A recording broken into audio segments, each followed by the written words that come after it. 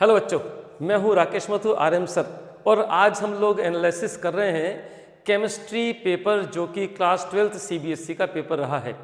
सभी के मिले जुले रिएक्शंस हैं। अगर मैं टीचर्स के पॉइंट ऑफ व्यू से कहूं तो पेपर बहुत अच्छा है, लेकिन अगर मैं एवरेज स्टूडेंट्स के पॉइंट ऑफ व्यू से कहता हूं तो पेपर में समय लगने वाला है। हो सकता है सभी क्वेश्चंस नहीं हुए होंगे, लेकिन ऐसे स्टूडेंट्स जिनके जेईई मेंस में 90 या 90 परसेंटाइल से अबव हैं, ऐसे बच्चों के लिए पेपर बहुत ज़्यादा डुएबल रहा है। ठीक है, लेकिन सीबीएसई ने ये कह दिया है कि एनसीईआरटी की हर लाइन बहुत कुछ कहती है, यानी कि आपको केवल 24 घंटे में पढ़ सकने के लिए पढ़ करके एग्जाम देने वाला पैटर्न अब नहीं है। ठीक है, आपको बहुत अच्छे से तैयारी करनी रहेगी, अच्छे से एनसीईआरटी पढ़नी रहेगी, लाइन टू लाइन पढ़नी रहेगी, जिससे कि एनसीईआरटी की हर लाइन जो भी कुछ कह रहा है उसको आप बहुत अच्छे से समझ सके, क्योंकि एनसीईआरटी ने जता दिया है कि कॉम्पिटेंसी बेस्ड जो पार्ट है वो 50% का है। अगर आपने पूरा पेपर देखा है तो आपको पता होगा कि जो मैंने आपको एक्सक्लूसिव स्टूडेंट बंडल में जितनी मैंने आपको नेम रिएक्शंस कही है उसमें से आए हैं, जो मैंने आपको केमिकल टेस्ट बताए हैं उनमें से आए हैं, सारे न्यूमेरिकल्स आपके एक्सक्लूसिव बंडल में से दिए गए हैं। जितना भी थ्योरेटिकल पार्ट आपको बंडल में था लगभग सभी क्वेश्चंस उसी के पैटर्न बने हैं। ये जरूरी नहीं कि डायरेक्ट क्वेश्चन उठ करके आया हो, लेकिन बेसिक चीज वहीं पर छुपी हुई है, लेकिन हमको पढ़ने के लिए समय तो देना है। देखें, मैं यहां पर अजमेर जोन के पेपर का डिस्कशन कर रहा हूं। ठीक है, 56 1/1 का, 56 1/2 का, 56 सेट 3 का, सभी तीनों सेट्स में आए हुए कॉमन क्वेश्चंस का डिस्कशन आज मैं यहां कर रहा हूं। जितने भी पेपर रहे हैं उनमें सीबीएसई ने अपने लेवल का अच्छा प्रयोग किया है, अच्छा यूज किया है। उसने ये जता दिया है कि आपको योग्यता आधारित प्रश्न का किस तरीके से यूज करना है। ठीक है, आइए बात करते हैं। मैं अभी यहां पर आपको सभी सेट्स के कॉमन क्वेश्चंस का डिस्कशन करने जा रहा हूं। ठीक है, यहां अगर आप देखें तो सेक्शन ए में एक क्वेश्चन दे रखा है कि the ring structure of the fructose the anomeric carbon is. देखो, आपको पता है कि अगर आपने ग्लूकोज फ्रुक्टोज के पायरेनोज फिरेनोज स्ट्रक्चर बनाए हो तो उसमें आपको पता है कि एनोमेरिक कार्बन मतलब ऐसा कार्बन जो कि 2 ऑक्सीजन से अटैच्ड हो। ठीक है, तो कितने से रहेगा आपके पास में, उसमें कौन सा कार्बन रहता है, उसमें रहता है C2, यानी कि आंसर आपके पास में क्या आ जाएगा, बी आंसर आपके पास में रहेगा। ओके, ये भी कोई दिक्कत वाली बात नहीं है, ये आसान सा काम है। ठीक है, आगे बात करते हैं। एक और क्वेश्चन आपको दे रखा है कि विच of the following is correct expression of KF which depends upon. देखो, या तो KB का डायरेक्ट फार्मूला पूछ ले या KF का डायरेक्ट फार्मूला पूछ ले, डायरेक्ट फार्मूले पूछे हुए हैं जो बुक में दे रखा है। और मैंने आपको ट्रिक बताई हुई है कि मेरा नाम याद रखें, RMT, आर माथुर सर। ठीक है, ऊपर आर माथुर सर आएगा तो ऊपर आर माथुर सर किस में आ रहा है, ऊपर आर माथुर सर आ रहा है इसमें, RMT, ये देखो RMT, आर माथुर सर आ गया। ठीक है, आंसर आपके पास में यही हो जाएगा। नीचे क्या हो जाएगा, फ्यूजन की एंथैल्पी हो जाएगी। ठीक है, कोई दिक्कत नहीं है, ये आपके पास में है, ये आंसर, ये आपके पास में आंसर रहेगा डी, ये आंसर इसका डी, कोई दिक्कत नहीं है। नेक्स्ट आप देखें साहब, नेक्स्ट क्वेश्चन आपके पास में है which of the following transition metals has lowest enthalpy of atomisation. अब आपको पता है, ध्यान रखना कि लोएस्ट एंथैल्पी, अच्छा दूसरे सेट में क्या पूछ लिया, एक सेट में पूछा है कि मेल्टिंग पॉइंट ज्यादा किसका होगा। अब या तो वो ग्राफ पूछे, क्योंकि ग्राफ नहीं देकर के डायरेक्ट पूछ रहा है, एंथैल्पी ऑफ एटमाइजेशन और मेल्टिंग पॉइंट से रिलेटेड जो ग्राफ है उसमें मैग्नीज और क्रोमियम के लिए पूछेगा। अगर पूछेगा हाईएस्ट किसका है उसी में, तो हाईएस्ट में आ जाएगा आपके पास में क्रोमियम की बात करेगा, फिर वो लोएस्ट में एंथैल्पी कहेगा। ठीक है, तो half field stable configuration D5 के लिए आंसर क्या आ जाएगा आपके पास, इसमें सीधा आपके पास में मैग्नीज आ जाएगा, आंसर आपके पास में सी, कोई दिक्कत नहीं है। ठीक है, देखें साहब आप, कोई दिक्कत नहीं। नेक्स्ट आप आगे बढ़े, इसमें देखें।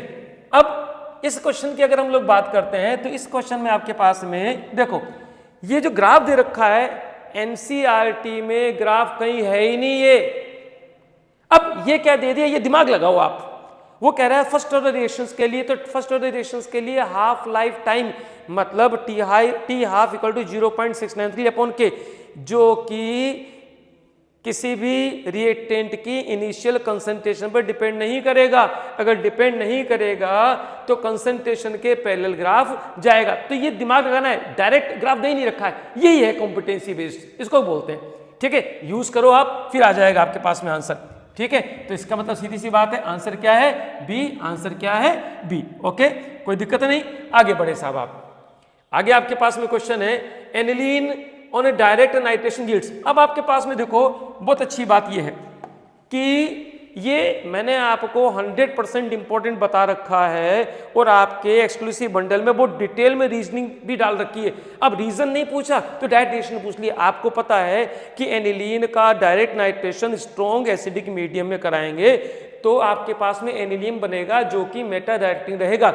इसलिए एनिलीन का direct nitration strong acidic medium में कराने पर ऑर्थो और पैरा सब्स्टिट्यूटिंग प्रोडक्ट्स के साथ साथ मेटा डायरेक्टिंग भी बनते हैं। अब वहां पर परसेंटेज भी दे रखी है कितना कि 51% तो पैरा बनता है, ठीक है, और 51% पैरा। अब देखो 51% पैरा कहाँ ये रहा, और 47% मेटा, बाकी 2% का ऑर्थो डायरेक्टिंग प्रोडक्ट बनेगा। आपके पास में आ जाएगा सी। ये अच्छी बात है कि रीजन नहीं पूछा, डायरेक्ट पूछा है, लेकिन इससे पहले ये क्वेश्चन इस फॉर्मेट में कभी पूछा ही नहीं गया था। ठीक है ना, आगे बात करें, क्वेश्चन देखो और आपके पास में है which of the following is not true. अब आप ध्यान रखना कि कह रहा है कि क्वेश्चन को पढ़ो, जब तक नहीं पढ़ोगे काम नहीं बनेगा। पढ़ो कि सही क्या नहीं है एंशियोमर्स के लिए। तो एंशियोमर्स की डेफिनेशन अगर आपको पता है तो आप इसका आंसर दे सकते हैं। तो थ्योरेटिकल में डाल दिया ना उसने कि they have same specific rotation. अगर ऐसा हो जाएगा तो एंशियोमर्स थोड़ी रहेगा। इसका मतलब आपके पास आंसर क्या हो जाएगा? आंसर आपके पास में बी। ओके, कोई दिक्कत नहीं है। नेक्स्ट आप बढ़े आगे। नेक्स्ट देखो आप सेक्शन ए के क्वेश्चन की बात करें, कॉमन क्वेश्चन है। ठीक है, अब आप देखो एक क्वेश्चन है, इसमें दे रखा है कि सेकेंडरी वैलेंसी ऑफ कोबाल्ट।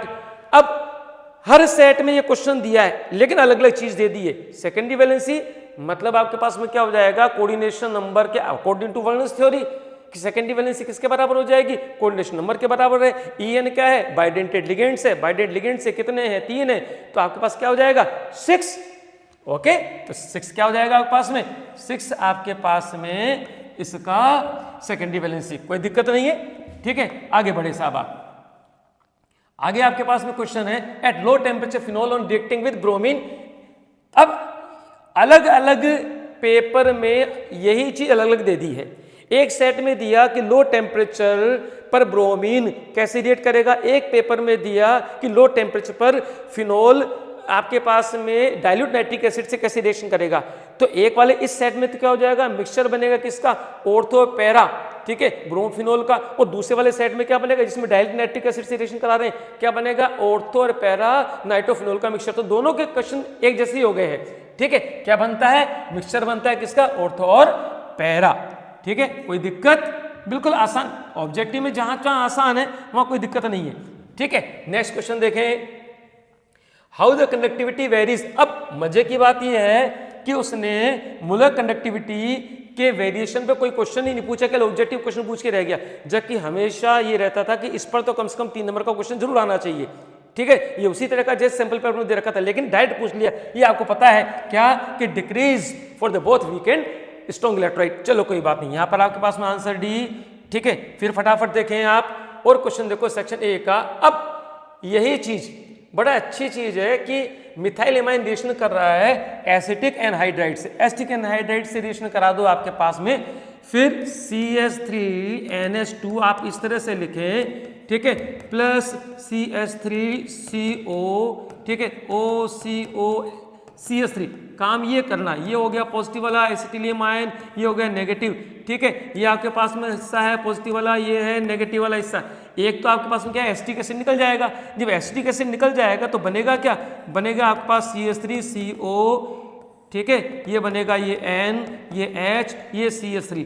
ठीक है, क्या बनेगा? N methyl acetamide. तो N मेथिल एसिटेमाइड कहां पर दिख रहा है आपके पास में? कहीं दिख रहा है आपको? ये इधर है, नहीं है, ये है, नहीं है, ये है, नहीं है। आपके पास आंसर क्या हो जाएगा? N methyl acetamide. क्लियर, कोई दिक्कत नहीं है।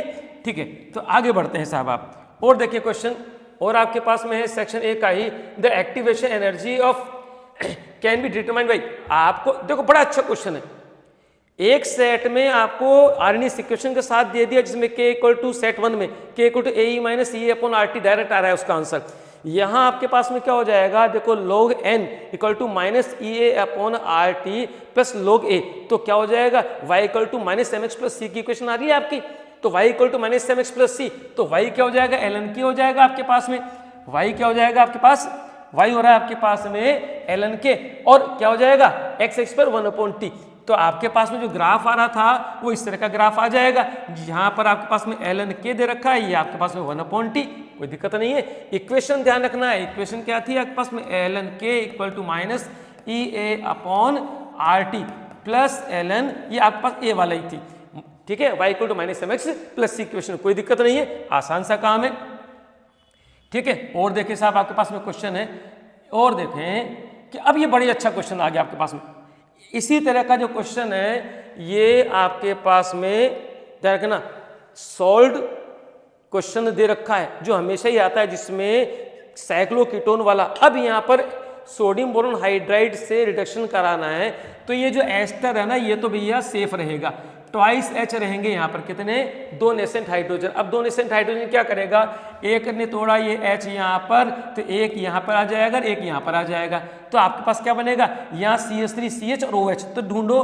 कीटोन किसमें चेंज, ये OH में, और कहीं दिख रहा है क्या, नहीं दिख रहा है, और कहीं दिख रहा है, नहीं दिख रहा है, मतलब एस्टर तो अनअफेक्टेड रहेगा, तो आपके पास में क्या आ जाएगा, आपके पास आंसर ए, आंसर क्या हो जाएगा ए, कोई दिक्कत नहीं है, ठीक है। आगे बढ़ते हैं, देखो आगे आप बढ़ो, और क्वेश्चन है, ठीक है। अब AR में आपके पास में देखिए साहब पहला क्वेश्चन जो है, पहला क्वेश्चन दे रखा है प्रेजेंस ऑफ OH ग्रुप। अब अलग अलग सेट में थोड़ा सा डिफरेंस कर दिया, एक सेट में कर दिया कि OH ग्रुप डीएक्टिवेट करता है, एक में कर दिया कि एक्टिवेट करता है, ठीक है। अब इसमें कर दिया कि प्रेजेंस ऑफ OH ग्रुप इस इन फिनोल, ठीक है ना, directs the incoming group at ortho and para, पता ही हमारे को प्लस एम इफेक्ट होता है, ठीक है। और क्या करेगा कि एक्टिवेटिंग ग्रुप है, इसलिए according to resonating structure ortho para substitutive products बनते हैं, चलो ठीक है।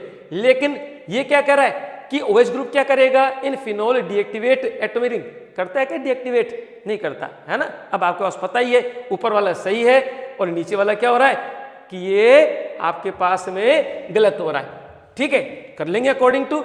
चलो आगे आ जाओ। इसी तरह से एक्टिनोइड्स, ठीक है, इरेगुलेशन इन देयर इलेक्ट्रॉनिक कॉन्फ़िगरेशन, सही है ये भी, और इसका रीजन भी सही दे रखा है, क्योंकि सारे के सारे जो +2 +4 का जो वेरिएशन आता है वो इसी वजह से आता है, कोई दिक्कत नहीं। आगे बढ़े आप, ठीक है। द पेंटा, ध्यान रखना पेंटा स्टेट ऑफ ग्लूकोज नहीं बनाता, सही बात है, क्योंकि उसमें क्या हो जाएगा, ये सही है, ठीक है। लेकिन CH ग्रुप, ये रीजन सही नहीं है। आगे बढ़े आपके पास में अलग अलग, अब इसमें अलग अलग पेपर में अलग अलग चीजें दे रखी है, ठीक है, इसलिए मैं ज्यादा डिस्कस नहीं कर रहा। It is not possible to separate the component, ठीक है, ऑफ एजोट्रोपिक। अब यही एजोट्रोपिक वाला क्वेश्चन हर सेट में डिफर आया है, अकॉर्डिंगली प्रॉपर्टीज पता होनी चाहिए और उसके प्रॉपर्टी के अकॉर्डिंग आपको आंसर देना है, ठीक है। आपके पास में ये सही हो जाएगा, ध्यान रख लेना, क्या हो जाएगा आपके पास बी आंसर रहेगा इसका। करते हैं सेक्शन बी की बात। अब देखो सेक्शन बी में जो क्वेश्चन है, what type of deviation shows by mixture of chloroform acetone. Common question है एनसीईआरटी का, एक सेट में दे दिया क्लोरोफॉर्म एसीटोन, ठीक है, एक सेट में दे दिया फिनोल और एनिलीन के बीच में, ठीक है, फिर रीजन और पूछ लेता है आपसे।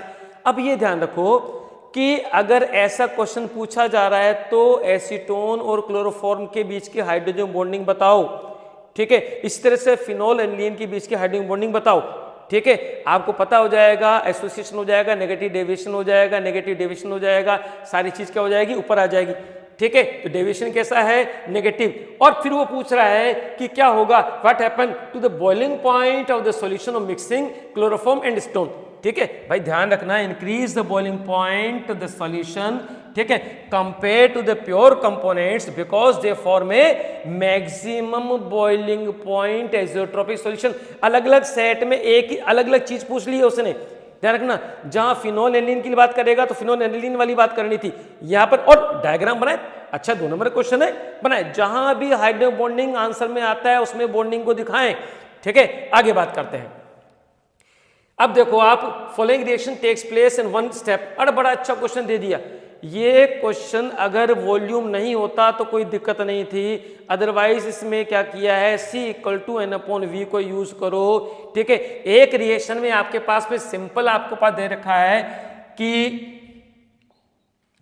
भाई जनरली क्या हो जाएगा कि रेट, पहला काम तो क्या करेंगे कि Ka2, ठीक है, और B1, यहां तो कोई दिक्कत नहीं है। फिर दोबारा रेट 1 करके लिखना, ठीक है, जिसमें आपके पास में आ जाएगा A1² B1, ठीक है, इसी तरह से K करके, और इसी तरह से फिर दोबारा रेट 2 करके लिखना, जहां पर आपके पास में इसका A ये आपके पास में क्या हो जाएगा, क्योंकि इधर आ जाएगा आपके पास में ये B2, ये B2। अब कंपेयर करेंगे तो क्या हो जाएगा आपके पास में, ठीक है, यहां आपके पास 3, तो आंसर आपके पास में क्या आ जाएगा 27 आने वाला है। अगर प्रॉपर सॉल्व करेंगे तो यहां पर मैंने केवल हिंट दिया है, ठीक है, यूज क्या करना है, C = N/V को, ये ध्यान रख लेना, ठीक है। नेक्स्ट देखें साहब, आप और क्वेश्चन देखें बी का ही। अब right IPC name of the coordination, ये तो बहुत इजी क्वेश्चन है, ये आपको पता ही है, ठीक है। ध्यान क्या रखना है कि नेगेटिव वाले में अर्जेंटेट रखना है, यहाँ पर सिल्वर लिखना है, यहाँ आपके पास फेरेट लिखना है, ठीक है, यहाँ पर आपके पास ट्रिस ऑक्सिलेट आ जाएगा, कोई दिक्कत वाली बात नहीं है। ये भी सिंपल है, एनसीईआरटी बेस्ड क्वेश्चन है, ठीक है। इसी तरीके से ये भी एनसीईआरटी क्वेश्चन है कि केमिकल टेस्ट शो करो, जो कि ये कॉम्प्लेक्स आपको पता है एनसीईआरटी का इंटेस्ट क्वेश्चन में भी आ जाता है कि केमिकल टेस्ट देना है तो सिल नाइट्रेट टेस्ट से क्या हो जाएगा, ये तो देगा, व्हाइट पीपीटी बना देगा, क्यों, काउंटर आयन है, फ्री स्टेट में आ जाएगा। यहाँ पर काउंटर आयन क्या है, सल्फेट है, BaCl2 डालेंगे, ठीक है, और आपके पास में बेरियम सल्फेट का व्हाइट पीपीटी आ जाएगा, ठीक है। आयनाइजेशन आइसोमरेज देते हैं कि एविडेंस हो जाएगा, कोई दिक्कत नहीं है, बड़े आराम से इसको क्वेश्चन कर सकते हैं आप, यहाँ कोई दिक्कत नहीं है। आगे एक और देखें कि ये भी बायोमोलिक्यूल के बिल्कुल ट्रेंडिंग क्वेश्चन है, जिसमें फाइबरस और ग्लोबल प्रोटीन में डिफरेंस वगैरह बता रखा है, ये कई बार क्वेश्चन आ चुका है, ठीक है। बायोमोलिक्यूल में जो बॉन्डिंग पूछी जाती है पेप्टाइड, ठीक है, आपको पता ही है कि प्रोटीन्स वाला काम हो जाएगा, फास्फोडाइएस्टर लिंकेज न्यूक्लियोटाइड में कॉमन क्वेश्चन है, इसमें कहीं कोई दिक्कत वाली बात नहीं है। जब दिक्कत वाली बात है वहां कि दूसरी चीज why are halogen less reactive, बिल्कुल सिंपल, आपको 2 रीजन तरीके से तमीज से देने अकॉर्डिंग टू एनसीईआरटी। पहला आप क्या करना, क्लोरोबेंजीन का रेजोनेटिव स्ट्रक्चर बना देना, ठीक है, कार्बन हाइड्रोजन बॉन्ड लेंथ दिखा देना, ठीक है। दूसरा आपके पास में क्या हो जाएगा, डिफरेंस इन हाइब्रिडाइजेशन, मैंने केवल हिंट दिए, इनको डिटेल में काम करना है और डिटेल काम करके आंसर देने, यूज्ड टू है, कोई दिक्कत वाली बात नहीं है, ठीक है। इसी तरह से ये आपके पास में ये जो क्वेश्चन है, ये बिल्कुल एनसीईआरटी का एग्जाम्पल जैसा ही क्वेश्चन है, एनसीईआरटी क्वेश्चन से कोई दिक्कत वाली बात नहीं है। पहला काम 1 नंबर आएगा आपके पास में using the correct formula, correct formula आपके पास में आ जाएगा, ठीक है। पहला काम क्या है, करेक्ट फार्मूले में क्या करना है आपको।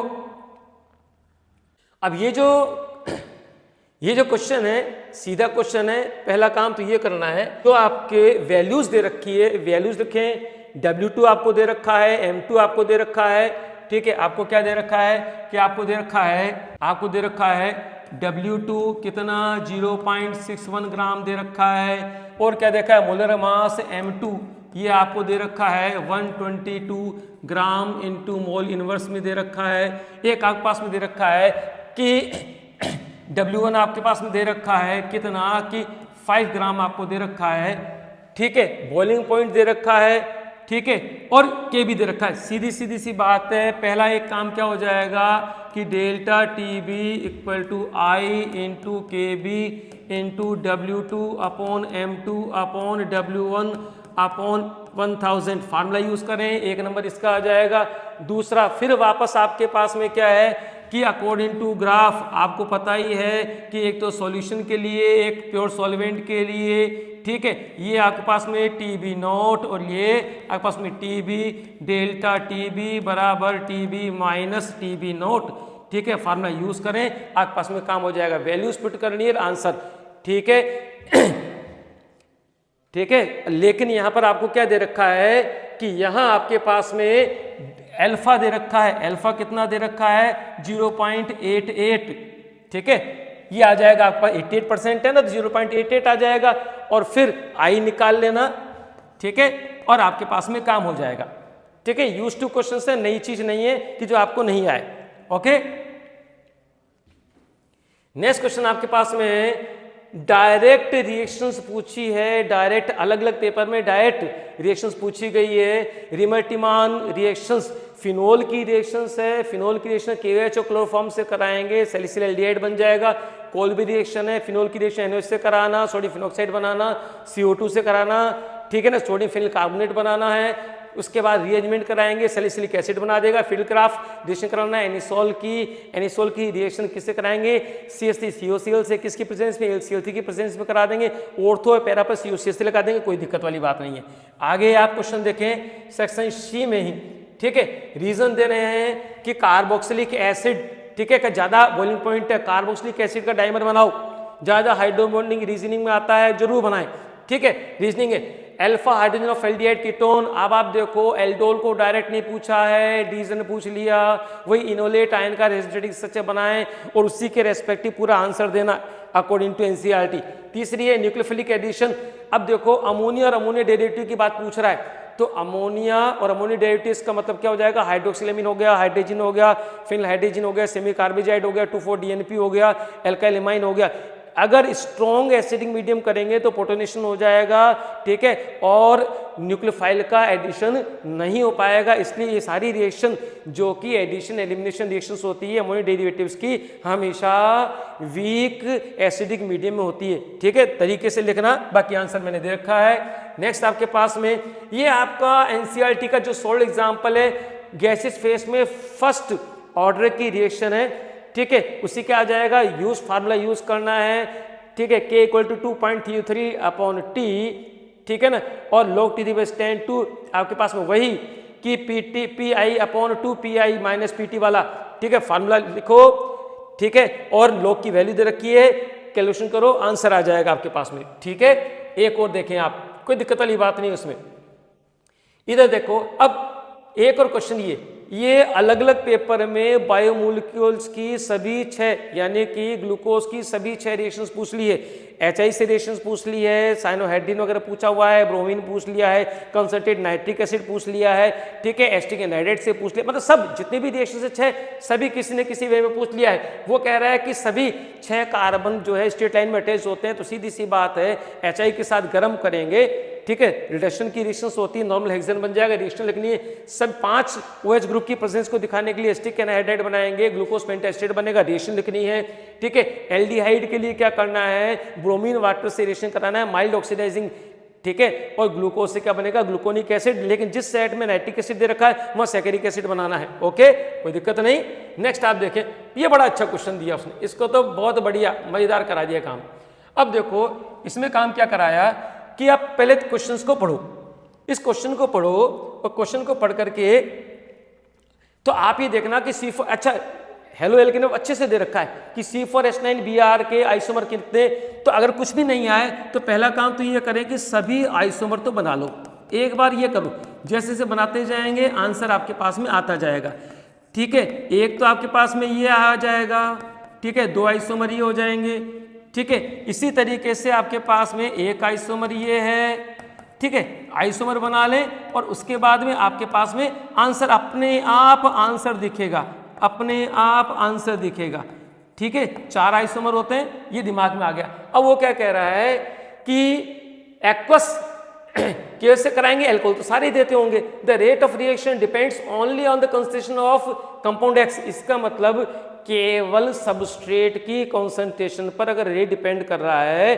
ठीक है, मतलब SN1 रिएक्शन है और इन सभी में SN1 कौन देता है, इन सभी में SN1 ये देता है, हो गई बात। फिर वो कह रहा है कि when an optical active isomer the compound X, अब इसमें से ऑप्टिकल एक्टिव कौन रहेगा, अब इन सभी में से देखो ऑप्टिकल एक्टिव कौन सा हो जाएगा आपके पास में, ये वाला हो गया, 2 मतलब ये 2 तो बेकार हो गए और ये दोनों काम के।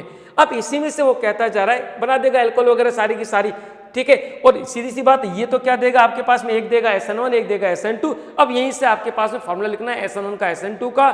अब आपको पता है ऑप्टिकल एक्टिव एल्काइल हैलाइड में से कौन तो रेसिमाइजेशन देता है, ठीक है ना, और किसका आपके पास में, ठीक है, कॉन्फ़िगरेशन इन्वर्जन होता है, ठीक है, यूज्ड टू क्वेश्चन है, कोई दिक्कत नहीं है। आगे देखिए क्वेश्चन, अब देखो रीजनिंग दे रखा है कि why is the equilibrium constant K be related to E naught cell and not to E cell. भाई सीधी सी बात ध्यान रखना कि इक्विलिब्रियम कांस्टेंट जो है रिलेटेड होता है किससे, स्नेट पोटेंशियल से, यानी ई नोट से, जो कि हमेशा क्या रहेगा, फिक्स रहेगा। ठीक है, किसके लिए, गिवन रिएक्शन के लिए। लेकिन नॉन स्टैंडर्ड जो इलेक्ट्रो पोटेंशियल है ई नोट केवल ई सेल, वो चेंज होता रहता है किसके साथ साथ, रिएक्शन जो होती है टुवर्ड्स इक्विलिब्रियम। ये आंसर आपको लिखना था। इसी तरीके से दूसरा क्वेश्चन दे रखा है, दो इलेक्ट्रोड दे रखे हैं, एक में इलेक्ट्रो पोटेंशियल की वैल्यू नेगेटिव है, एक में पॉजिटिव है। नेगेटिव वैल्यू है मतलब स्ट्रॉन्ग रिड्यूसिंग एजेंट है विद रिस्पेक्ट टू हाइड्रोजन। बस इतनी सी बात तक नहीं है। कौन क्या करेगा, तो ओनली क्या है, मेटल ए, वो क्या करेगा, हाइड्रोजन लिबरेट कर देगा। ठीक है भाई, ईसीएस का खेल है, ईसीएस के एप्लीकेशंस का काम है।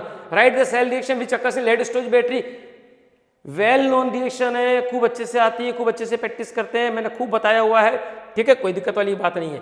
आगे क्वेश्चन देखना, what type of battery in mercury cell. ठीक है, प्राइमरी सेल होता है।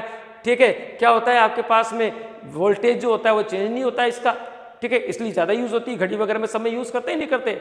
ठीक है, ये भी आपके पास में ईजी क्वेश्चन है, कोई दिक्कत नहीं है। अब आप देखो जितने भी केस बेस्ड क्वेश्चन है, सभी केस बेस्ड क्वेश्चन सभी सेट में इक्वल दे रखे हैं, बराबर के क्वेश्चन है। मैंने कई बार कह रखा है कि केस बेस्ड पढ़ने के लिए समय खराब नहीं करें, डायरेक्ट क्वेश्चंस पर आए।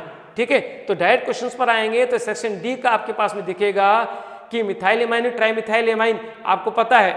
ठीक है, कई बार क्वेश्चन आ चुका है, और इनमें ऑर्डर पूछा जाता है, आप वेल नोन है।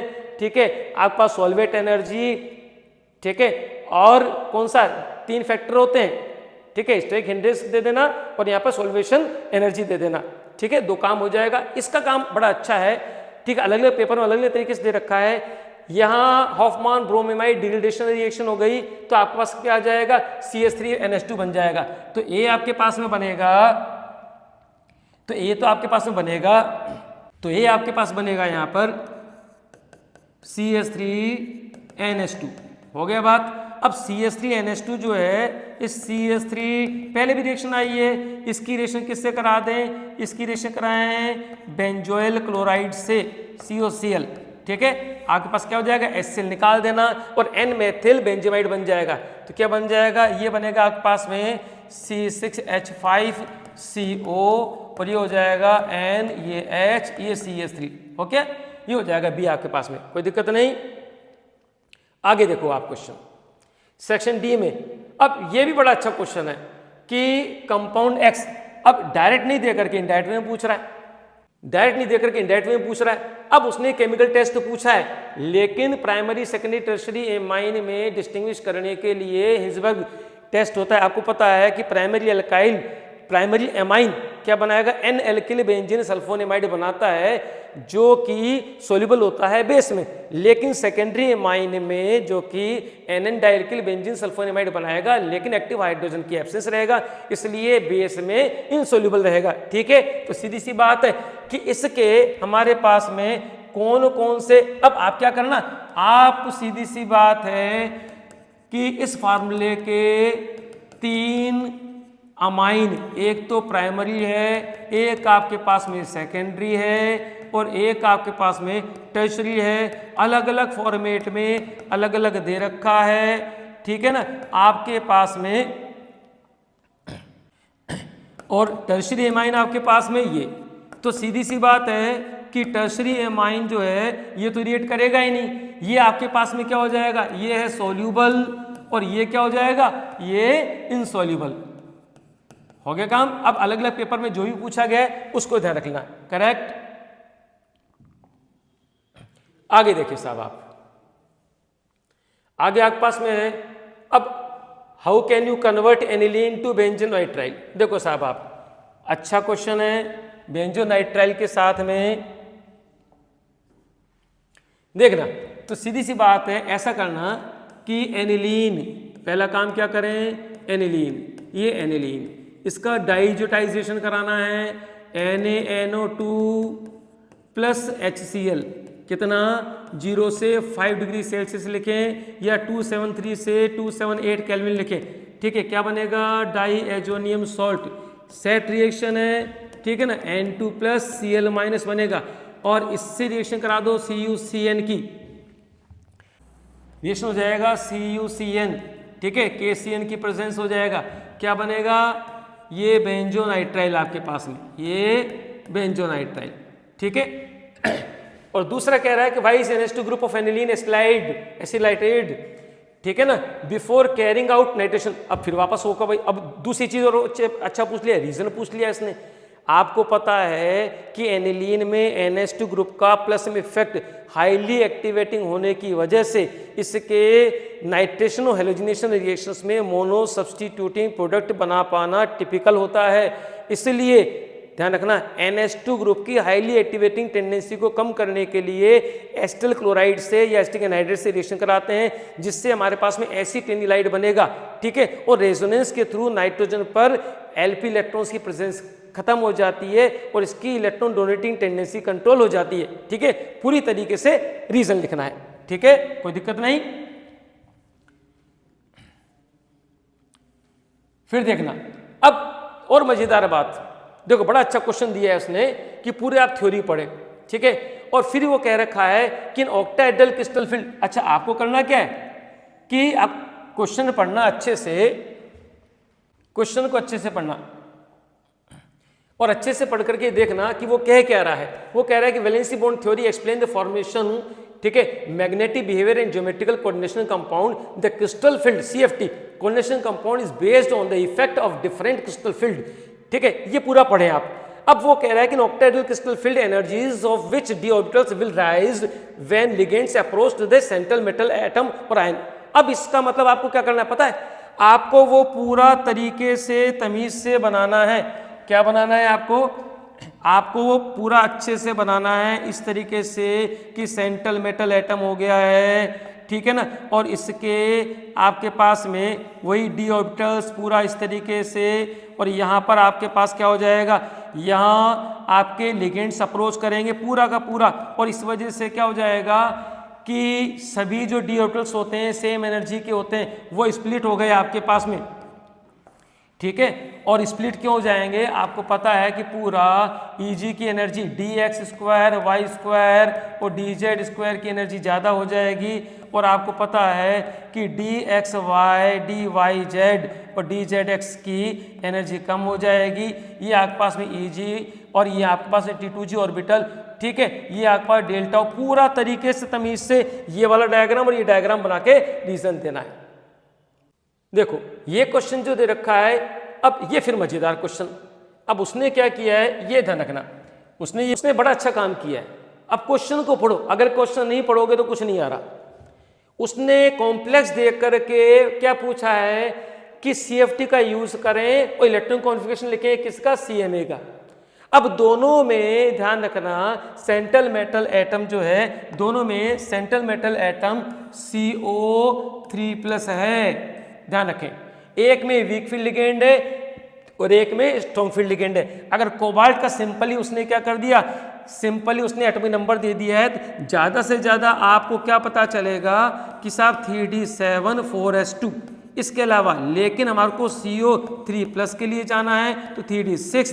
तो इसका मतलब है कि अगर आपको इस तरह से ध्यान रखना कि 3d6 1 2 3 4 5, ठीक है, ये 1 2 3 4 5 ये 6। अगर आपको स्ट्रॉन्ग फील्ड लिगेंड दे रखा है तो कॉन्फ़िगरेशन अलग हो जाएगा, ठीक है, ये Eg ये T2g ये डेल्टा O ज़्यादा रहेगा पेयरिंग एनर्जी से 4sFl, दैट इज क्या आ जाएगा, ये अमोनिया अमीन लिगेंड, ठीक है। और इसी तरीके से अगर डेल्टा O, ठीक है, लेस देन P4 किसके लिए, फ्लोराइड के लिए। ये पूरा इसी तरीके से बना करके फिर जा करके कॉन्फ़िगरेशन देना है। फॉर एग्जांपल SFL के लिए क्या हो जाएगा, पेयरिंग आपके ऊपर इलेक्ट्रॉन नहीं जाएगा, क्या हो जाएगा, नीचे ही पेयरिंग हो जाएगी। अगर ऐसा आपने आंसर दिया है तब जा करके तो सही है, नहीं तो नहीं है, ठीक है, ओके।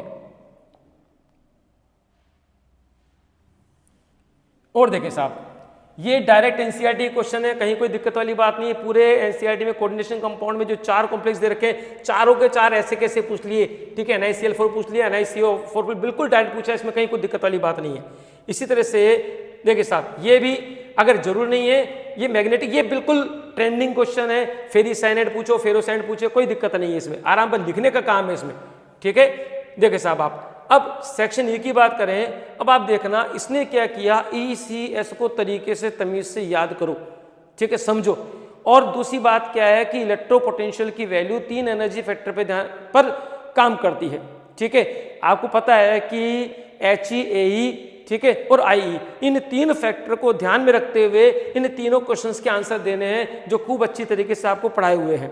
ठीक है, यही, और ये तो ट्रेंडिंग क्वेश्चन होता है हमेशा 3D सीरीज में। कॉपर की ई नोट वैल्यू प्लस 0.34 पॉजिटिव होती है, बिल्कुल आपको आंसर लिखाए हुए हैं। इसी तरीके से इसका भी आंसर आपको लिखाया हुआ है।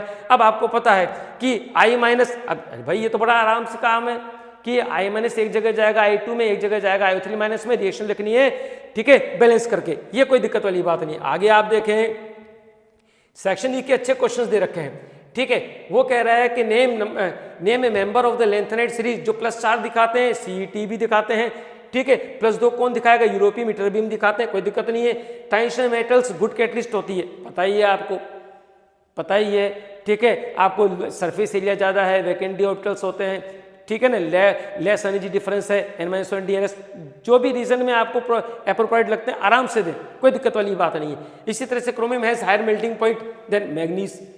ठीक है, और आपको पता ही है, वो ग्राफ याद रख लो। ठीक है, क्रोमियम का ऊपर जा रहा है, उसके ठीक नीचे मैग्नीज आ रहा है, फिर हल्का सा Fe बढ़ रहा है। क्यों बढ़ रहा है कि क्रोमियम में 3d5,4s1 कॉन्फ़िगरेशन हो जाएगा। ठीक है, जब भी मेल्टिंग पॉइंट की बात करते हैं तो number of unpaired electron 3d + 4s के इलेक्ट्रॉन्स का एडिशन करेंगे, जिसमें जितने ज़्यादा हो जाएंगे, ठीक है, मेटेलिक बॉन्ड की स्ट्रेंथ उतनी ज़्यादा, जितनी स्ट्रेंथ ज़्यादा उतना मेल्टिंग पॉइंट ज़्यादा। ठीक है, वो काम हो जाएगा आपके पास। एक और देखें, ठीक है, अब what happen when acidic solution of KMnO4, ठीक है, तो KMnO4 का एसिडिक सॉल्यूशन है, MnO2 में चला जाएगा, सेल्फ ऑक्सीडेशन रिडक्शन की रिएक्शन हो जाती है। आगे बात करें, ठीक है, अब देखो मैंने पहले भी कह रखा है कि न्यूमेरिकल्स पूरे ऐसे के ऐसे सारे न्यूमेरिकल आपके जो बंडल मैंने प्रोवाइड किया था, खूब बच्चों ने लिया था। सेट ऐसा कैसा है, कुछ नहीं करना है, डेल्टा G निकालना है, EMF निकालना है। ठीक है, बड़ा आराम, सब कुछ दे रखा है। ठीक है, आपको पता ही है कि अगर रिएक्शन, पहले तो रिएक्शन बनाना, ये आपके पास में पहला काम क्या करना है, रिएक्शन बनाना है। ये आपके पास क्या हो जाएगा, ये एनोड की रिएक्शन, ये ब्रिज, और ये सी हो जाएगा। एनोड पर ऑक्सीडेशन है और ये कैथोड की रिएक्शन, ये एनोड की रिएक्शन, कैथोड की रिएक्शन, रिएक्शन बनाए, जमाएं, सारी नोड की वैल्यू दे रखी है, ई नोट सेल निकालें, ठीक है ना, और आपके पास में क्या हो जाएगा, डेल्टा G निकालें। कोई दिक्कत वाली बात नहीं है, बड़ा ट्रेंडिंग क्वेश्चन है, इसलिए कोई दिक्कत वाली बात नहीं है।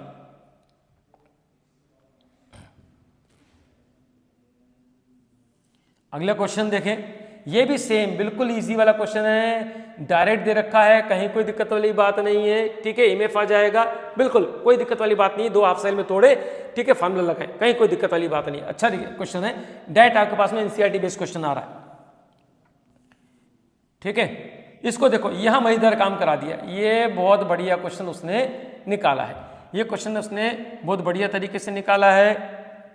देखो आप, इसमें कहा कि एक ऑर्गेनिक कंपाउंड X है जिसका कि मॉलिक्यूलर फार्मूला C5H10O, मतलब एल्डिहाइड कीटोन, तो 5 कार्बन का एल्डिहाइड और कीटोन। ठीक है, अब वो कह रहा है कि X का स्ट्रक्चर बताओ, does not gives Tollens reagent.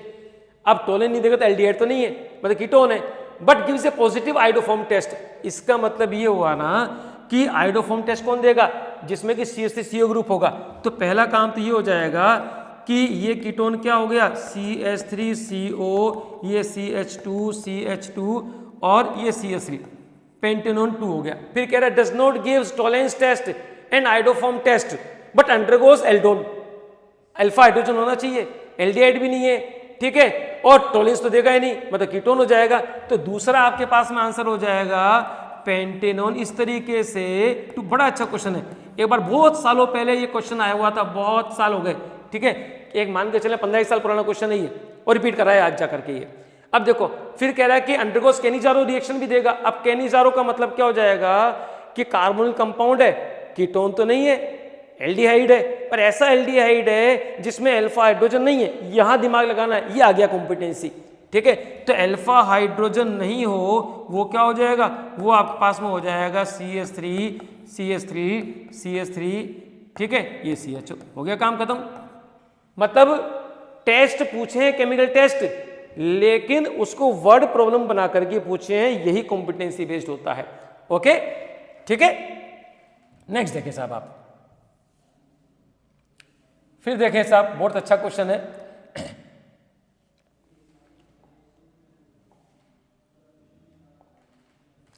ये क्वेश्चन देखिए आप, बड़ा अच्छा क्वेश्चन कि draw the structure of 2,4 dinitrophenyl hydrazine, NCERT का एक्सरसाइज का 5 नंबर का क्वेश्चन, क्वेश्चन नंबर 5, जिसमें बहुत सारी चीजें दे रखी, उनमें से एक ये पूछ लिया है। ठीक है, क्या करना है, बेंजल्डिहाइड, अब स्ट्रक्चर पूछे चाहे रिएक्शन पूछे, ठीक है, आपको क्या करना, ये आपके पास में ऐसे बेंजल्डिहाइड बनाए, ठीक है, प्लस इस तरीके से रिएक्शन ध्यान रखो, ठीक है, अगर आपके पास में रिएक्शन याद रहेगी, ठीक है, तो आपके पास में काम होगा 2,4 DNP से रिएक्शन कराना, ठीक है ना, ये H2 निकाल देंगे और H2 निकाला और बाकी को ऐड कर देना, ये आपके पास क्या बन जाएगा, 2,4 DNP का डेरिवेटिव बन जाएगा। ओके, अरेंज द फॉलोइंग, ये आपके पास में एनसीईआरटी फिर एक्सरसाइज क्वेश्चन है, वो कह रहा है कि डाई टर्शियरी ब्यूटाइल कीटोन, मतलब आप फार्मूला क्या बनाओ, आप इस तरह का फार्मूला बनाओ, ये ठीक है, ये इस तरीके से, अगर किसी को फार्मुलेशन नहीं आया तो आंसर नहीं आएगा, फार्मुलेशन के बिहाफ पर ही आंसर चलेंगे, ठीक है ना, एक तो ये हो जाएगा।